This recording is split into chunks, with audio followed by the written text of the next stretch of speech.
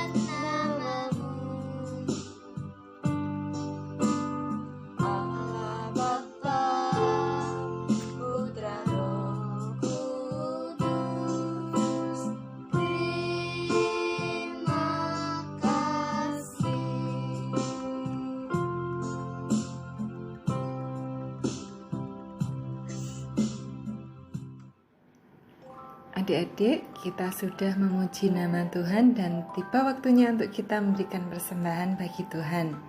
Kalian bisa siapkan persembahannya, dimasukkan ke dalam amplop dan bisa dititipkan ke papa atau mama. Untuk selanjutnya nanti papa mama akan membawanya ke gereja. Atau adik-adik bisa minta tolong kepada papa atau mama, persembahannya bisa ditransfer pada nomor rekening yang sudah diwartakan di Warta Jemaat. Nah, sekarang mari kita siapkan hati kita untuk mendengarkan firman Tuhan. Nah, adik-adik semua, firman Tuhan pada pagi hari ini berjudul Petrus menjadi murid Yesus. Bahan cerita diambil dari Lukas 5 ayat 1 sampai 11. Ayat hafalan diambil dari Lukas 5 ayat 11. Mereka pun meninggalkan segala sesuatu lalu mengikut Yesus. Sekali lagi, mereka pun meninggalkan segala sesuatu lalu mengikut Yesus. Nah, adik-adik semua, pagi-pagi benar, Simon dan Andrea sedang berlayar pulang dengan perahu mereka.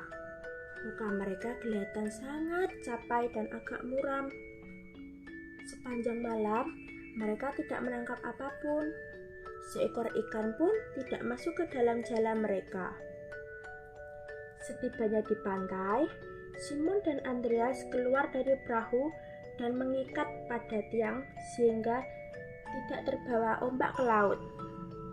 Kemudian, mereka membersihkan jala-jala dari karang dan rumput laut yang tidak berguna. Tidak jauh dari mereka ada perahu kedua, kepunyaan Yohanes dan Yakobus, teman Simon Petrus. Mereka juga baru pulang dengan keadaan wajah yang kecewa. Sambil memperbaiki jala, Simon melihat sekeliling karena dia mendengar sesuatu. Siapa yang datang ke pantai sepagi ini? Dari jauh di sana, tampak segerombol orang. Makin lama makin banyak. Mereka mengerumuni seorang guru yang mengajar mereka. Makin lama makin dekat. Tiba-tiba, hati Simon berdebar dengan sukacita. Guru itu ternyata adalah Tuhan Yesus. Simon mengenal suaranya. Makin lama, makin banyak yang mengerumuni dia. Mereka begitu dekat, sehingga tidak ada orang yang dapat melihat dia lagi. Tidak bisa mendengarnya lagi. Padahal semua orang ingin melihat dan mendengarnya. Karena itu, Yesus datang pada Simon dan meminta, "Simon, doronglah perahumu sedikit jauh dari pantai. Saya ingin mengajar orang banyak ini." Tuhan Yesus memasuki perahu Simon dengan senang hati. Simon mendorong perahu sedikit jauh, kemudian berhentilah mereka. Sekarang semua orang di pantai dapat melihat Tuhan Yesus. Ia mulai mengajar banyak orang. Suaranya terdengar dengan sangat jelas. Sekarang mereka dapat mendengar dan melihat tanpa saling mendorong berdesak-desakan. Hati mereka rindu akan kasih Allah yang diberikan Tuhan Yesus. Allah mengasihi mereka, memperdulikan mereka. Mereka juga ingin mengasihi Allah. Setelah Tuhan Yesus selesai mengajar, orang banyak mulai pulang. Ibu-ibu mau belanja ke pasar untuk memasak. Bapak-bapak juga kembali ke dalam pekerjaan mereka. Sesudah banyak orang kembali, lalu Tuhan Yesus menyuruh Simon Petrus, "Berdayulah ke tempat yang dalam dan terbanglah jalamu untuk menangkap ikan." Lalu, dari mana Tuhan Yesus tahu bahwa tadi Simon pulang dengan jala yang kosong? Padahal tidak ada yang bercerita kepadanya. Simon teringat akan segala sesuatu susah payah tadi malam. Karena itu, ia menjawab, "Guru, sejak semalam kami berusaha dengan keras untuk menangkap ikan, tetapi jala kami tetap kosong. Tetapi karena Engkau yang menyuruhnya, aku akan menebarkan jala juga." Sambil mendayung perahunya agak ke tengah danau, Simon terus heran akan perintah Tuhan Yesus. Ikan biasanya tidak mau masuk ke dalam jala pada siang hari. Nah, sekarang mereka sudah pada tempatnya. Bersama Andreas, Simon menebarkan jalanya. Tiba-tiba ada apa? Tangan mereka dapat merasakan jala bahwa mulai bergerak. Mereka mencoba menariknya. Aduh, berat. Mereka mencoba lagi, berat sekali. Mereka coba sekuat mungkin, tetapi ada bahaya bahwa jala mulai koyak. "Hei, Yakobus, Yohanes, tolonglah kami, bantulah kami. Ikan ini terlalu banyak." Perahu dari pantai berangkat segera untuk menolong mereka. Mereka sudah hampir tiba dan Simon berseru lagi, "Coba lihat, jala mulai koyak. Cepat bantulah kami. Perahu kami hampir tenggelam." Nah, sekarang Yohanes dan Yakobus menolong menarik jala.